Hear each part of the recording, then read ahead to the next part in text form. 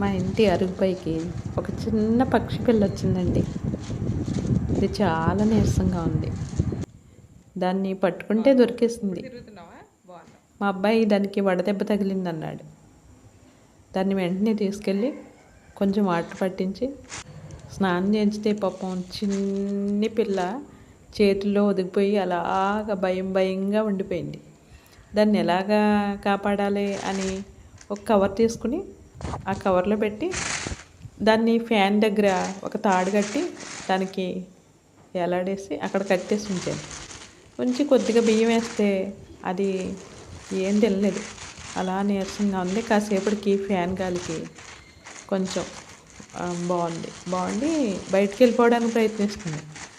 అప్పుడు ఏం చేశానంటే చిన్ని క్లాత్ కట్ చేసి దానికి లోపల పరుపులాగా ఏర్పాటు చేసిన తర్వాత కొంచెం బియ్యం వేస్తే ఏం తినలేదు. బయటికి వెళ్ళిపోవడానికే ప్రయత్నిస్తూ ఉంది.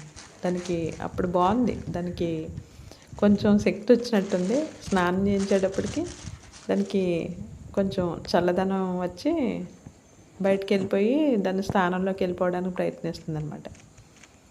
అయితే మా అబ్బాయి చూసి అమ్మ దానికి ఊపిరాడతలేదేమో అన్నాడు.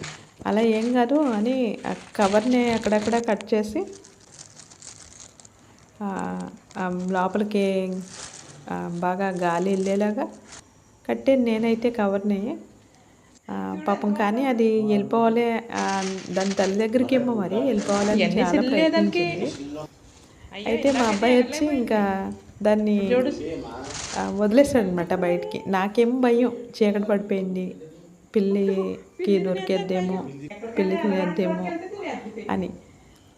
వద్దమ్మా వదలొద్దు అని చెప్పినా కానీ దానికి పాపం ఇబ్బంది పడిపోతుంది, అది ఊపిరాడదు, అది చనిపోద్ది తెల్లారేటప్పటికి అని చెప్పి వదిలేసాడు అనమాట. అది ఎక్కడికి వెళ్ళలేదు, ఇంట్లోనే అటు ఇటు తిరిగి వెళ్ళి ఒక బ్యాగ్ పైన నుంచుంది. బీరువా పైన ఒక బ్యాగ్ ఉంటే ఆ బ్యాగ్ మీద నుంచి అలా ఉంది.